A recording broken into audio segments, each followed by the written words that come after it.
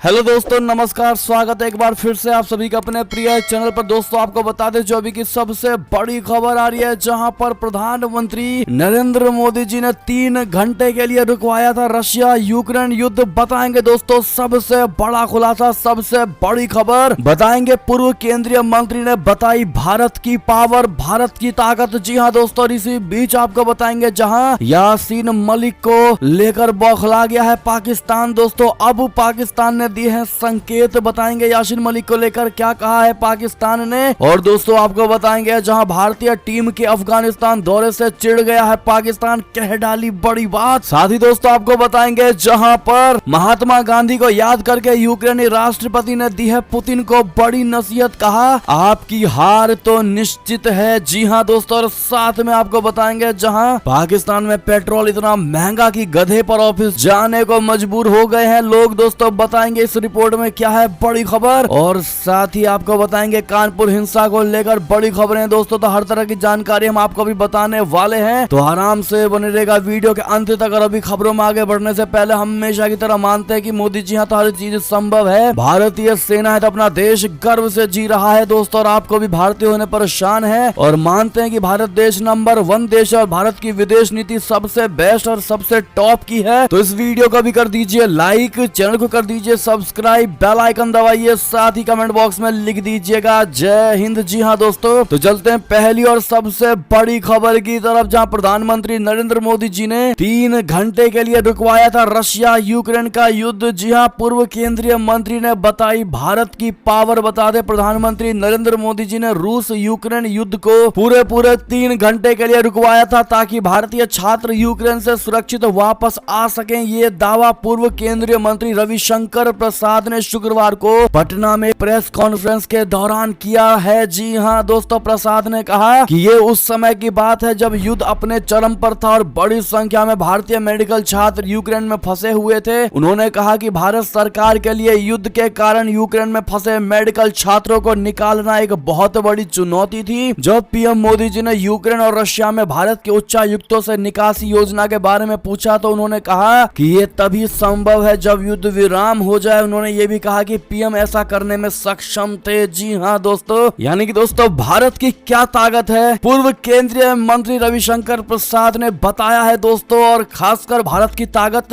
मोदी जी के होने से और ज्यादा बढ़ी है। मानते हैं कि नहीं आप लोग बताइएगा जरूर। चलते हैं अगली खबर की तरफ दोस्तों, जहां पाकिस्तान ने दिए बड़े संकेत। इंटरनेशनल कोर्ट ऑफ जस्टिस में उठाएगा यासीन मलिक का मसला। जी हाँ दोस्तों, यासीन मलिक के केस को पाकिस्तान यूनाइटेड नेशंस और इंटरनेशनल कोर्ट ऑफ जस्टिस ले जाने की तैयारी कर रहा है। पाकिस्तान के कब्जे वाले कश्मीर के तथा कथित राष्ट्रपति सुल्तान महमूद चौधरी ने कहा है कि जम्मू कश्मीर लिबरेशन फ्रंट यानी JKLF के प्रमुख यासीन मलिक को निष्पक्ष सुनवाई के अधिकार से वंचित करने और भारतीय अदालत द्वारा उन्हें उम्र कैद की सजा देने के खिलाफ इंटरनेशनल कोर्ट ऑफ जस्टिस सहित और प्रासंगिक मंचों पर उठाने की बात कही है। दोस्तों इंटरनेशनल कोर्ट ऑफ जस्टिस में इस मसले को उठाने की तत्काल जरूरत पर जोर देते हुए चौधरी ने कहा है कि सिर्फ 22 दिन बचे हुए हैं जिसके भीतर यासीन मलिक की दोष सिद्धि और मामले की समीक्षा के खिलाफ अपील अंतर्राष्ट्रीय न्यायालय में दायर की जा सकती है। उन्होंने आगे कहा कि कुछ सीमाओं के कारण पाकिस्तान की जम्मू कश्मीर सरकार इंटरनेशनल कोर्ट ऑफ जस्टिस के साथ अपील दायर नहीं कर सकती है। जी हाँ दोस्तों, बढ़ते हैं अगली खबर की ओर, जहां भारतीय टीम के अफगानिस्तान दौरे से चिढ़ गया पाकिस्तान। कहा नहीं चाहते कोई देश स्थिति बिगाड़ने का काम करे। जी हाँ दोस्तों, पिछले साल अफगानिस्तान की सत्ता पर तालिबान के काबिज होने के बाद पहली बार भारतीय दल के काबुल की यात्रा पर जाने के एक दिन बाद शुक्रवार को पाकिस्तान ने कहा है कि वो नहीं चाहेगा कि अफगानिस्तान में कोई भी देश स्थिति बिगाड़ने वाली भूमिका निभाए। भारत से विदेश मंत्रालय के एक वरिष्ठ राजनयिक की अगुवाई में एक दल काबुल गया है जो उस देश में भारतीय मानवीय सहायता अभियान एवं आपूर्ति का जायजा लेगा और वहाँ सत्तारूढ़ तालिबान के वरिष्ठ सदस्यों से मुलाकात भी करेगा। जी हाँ, भारतीय विदेश मंत्रालय ने बृहस्पतिवार को कहा कि इस दल का नेतृत्व पाकिस्तान, अफगानिस्तान, ईरान के लिए वरिष्ठ राजनयिक JP सिंह कर रहे हैं। जी हाँ दोस्तों, यानी कि दोस्तों पहले यासीन मलिक को लेकर और अब भारत अफगानिस्तान गया है दोस्तों, उसको लेकर भी पाकिस्तान अब चिढ़ता नजर आ रहा है और उसको लगता है कि कहीं ना कहीं तालिबानी सरकार को भारत भड़काए ना पाकिस्तान के खिलाफ। और यही बात को लेकर दोस्तों मिर्ची लग रही है, जबकि भारत का काम अपने लोगों के हित में काम करना है दोस्तों, ना कि दूसरों में लड़ाइयां करवाने का। जी हाँ दोस्तों, ऐसे में शहबाज शरीफ को आपकी क्या नसीहत होगी दोस्तों, कमेंट में लिखकर जरूर बताइएगा। और आप सभी से रिक्वेस्ट है दोस्तों, भारत के पावर के लिए इस वीडियो को शेयर करना मत भूलेगा दोस्तों में, भाइयों बहनों में, व्हाट्सएप, फेसबुक, जहां आपकी इच्छा हो दोस्तों। चलते अगली खबर की ओर, जहां महात्मा गांधी को याद करके यूक्रेनी राष्ट्रपति ने दी है पुतिन को बड़ी नसीहत। जेलेंस्की ने कहा आपकी हार निश्चित है। जी हाँ, यूक्रेन युद्ध के 100 दिन पूरे हो चुके हैं और ये युद्ध कब खत्म होगा इसके बारे में कुछ भी नहीं कहा जा सकता है। तो वहीं रशिया ने यूक्रेन के करीब 20% हिस्से पर कब्जा कर लिया है और पूर्वी यूक्रेन के कई क्षेत्रों में अभी भी भीषण लड़ाई जारी है। इस बीच यूक्रेनी राष्ट्रपति वोलोडिमिर जेलेंस्की ने भारत के राष्ट्रपिता महात्मा गांधी को याद किया है और पुतिन को नसीहत दी है कि उन्हें इस युद्ध में कभी भी जीत हासिल नहीं हो सकेगी। जी हाँ दोस्तों, यूक्रेन के राष्ट्रपति व्लादिमीर जेलेंस्की ने युद्ध के दौरान देश की स्थिति का वर्णन करते हुए और यूक्रेनी लोगों का उत्साह बढ़ाने के लिए महात्मा गांधी के मशहूर कथन को याद किया है। राष्ट्रपति जेलेंस्की ने महात्मा गांधी के कथन को दोहराते हुए कहा कि शक्ति डर के अभाव में निहित है, ना कि शरीर की हड्डियों की ताकत में। इसके साथ ही यूक्रेन के राष्ट्रपति ने महात्मा गांधी के एक और मशहूर वाक्य को दोहराया और कहा कि पहले वो तुम्हारी उपेक्षा करेंगे, फिर वो तुम पर हंसेंगे, फिर वो तुमसे लड़ाई करेंगे, लेकिन फिर तुम जीत जाओगे। जी हाँ दोस्तों, बता दें यूक्रेन के राष्ट्रपति जेलेंस्की ने गुरुवार को भारत के राजदूत हर्ष कुमार जैन से मुलाकात की थी और इस दौरान आयोजित कार्यक्रम में उन्होंने महात्मा गांधी के कथन का इस्तेमाल करके यूक्रेनी लोगों का हौसला बढ़ाया। जी हाँ दोस्तों, ऐसे में चलते अगली खबर की ओर, जहां नेहरू के नक्शे कदम पर जयशंकर 74 साल बाद घर में घुसकर यूरोप को धोया, कहा अपनी सोच बदलो। जी हाँ दोस्तों, भारत के विदेश मंत्री एस जयशंकर शुक्रवार को स्लोवाकिया पहुंचे। यहाँ उन्होंने तमाम मुद्दों पर यूरोप को करारा जवाब दिया, जिसमें रशिया से तेल की खरीद और गेहूं के निर्यात पर बैन जैसे विषय शामिल थे। उन्होंने यूरोप के उस विचार को खारिज कर दिया जिसके मुताबिक अगर चीन के साथ भारत की समस्या बढ़ती है तब यूक्रेन पर भारत के रुख के कारण उसे वैश्विक समर्थन प्राप्त करने में परेशानी आ सकती है। जयशंकर ने कहा कि भारत के चीन के साथ रिश्ते असहज हैं, लेकिन हम इनके प्रबंधन में पूरी तरह सक्षम है। यूरोप को लताड़ लगा रहे विदेश मंत्री भारत के पहले प्रधानमंत्री पंडित जवाहरलाल नेहरू के नक्शे कदम पर चलते नजर आए हैं। राजधानी ब्रातिस्लावा में एक सम्मेलन को संबोधित कर रहे जयशंकर का लहजा बेहद सख्त था। उन्होंने साफ कर दिया कि यूरोप को उस मानसिकता से बाहर निकालना होगा कि उसकी समस्याएं पूरे दुनिया की समस्याएं हैं, लेकिन दुनिया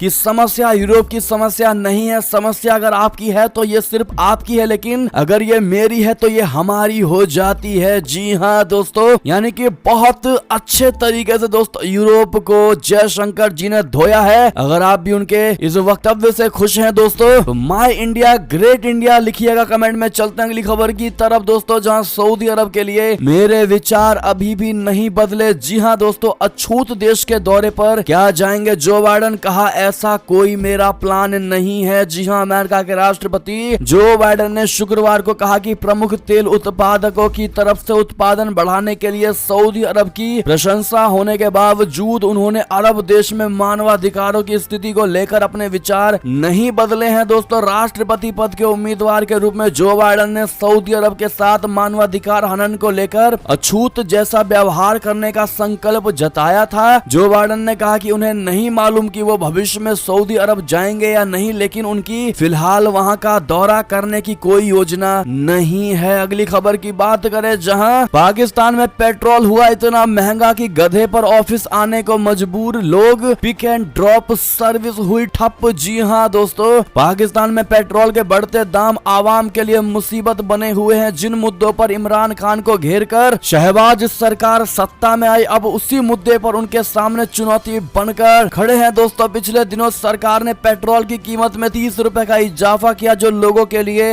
एक बड़ा झटका है। बढ़ते दामों के खिलाफ विरोध जताते हुए इस्लामाबाद एयरपोर्ट के कर्मचारी ने सिविल एविएशन अथॉरिटी बोले तो CAA के सामने अजीबोगरीब मांग रख दी है। कर्मचारी की मांग यह है दोस्तों कि उसे गधे पर सवार होकर ऑफिस आने की अनुमति दी जाए। जी हाँ दोस्तों, एक्सप्रेस न्यूज की खबर के अनुसार DG CAA को लिखे अपने पत्र में आसिफ इकबाल ने कहा है कि पेट्रोल की बढ़ती कीमतों के चलते ये संभव नहीं है कि वो अपने साधन से ऑफिस आ सके, इसलिए उसे पुलिस ने गधा गाड़ी को ऑफिस लाने की अनुमति मांगी है। यानी कि दोस्तों पाकिस्तान में पेट्रोल डीजल की बात करें तो पानी सर से ऊपर जा चुका है दोस्तों। एक एक पाकिस्तानियों का भी इसका घाटा सहना पड़ रहा है दोस्तों। और ऐसे में सभी गाड़ियां अब घर पर खड़ी हैं और हर कोई जानवरों पर लदकर जाने की सोच रहा है, विचार कर रहा है दोस्तों, जो कि एक पाकिस्तानी प्रधानमंत्री के लिए कलंक से बढ़कर कुछ नहीं है। क्या कहते हैं आप लोग? राय सुझाव अपनी जरूर दीजिएगा। चलते हैं अगली और बड़ी खबर की ओर, जहां पर कानपुर हिंसा में सामने आया एंटी सीएए और एनआरसी का लिंक। भाजपा ने कहा यह पूर्व नियोजित दंगा है। जी हां दोस्तों, कानपुर में शुक्रवार को जुमे की नमाज के बाद भड़की हिंसा के मुख्य साजिशकर्ता के रूप में स्थानीय मुस्लिम नेता हयात जफर हाशमी की पहचान हुई है दोस्तों। वो पुलिस द्वारा दर्ज प्राथमिकी में 40 नामजद आरोपियों में से एक है। जानकारी मिल रही है कि पुलिस ने हयात जफर को गिरफ्तार किया है। हाशमी की गिरफ्तारी इसलिए अहम है क्योंकि अतीत में वो कथित रूप से नागरिक संशोधन अधिनियम बोले तो सीएए और नागरिकों के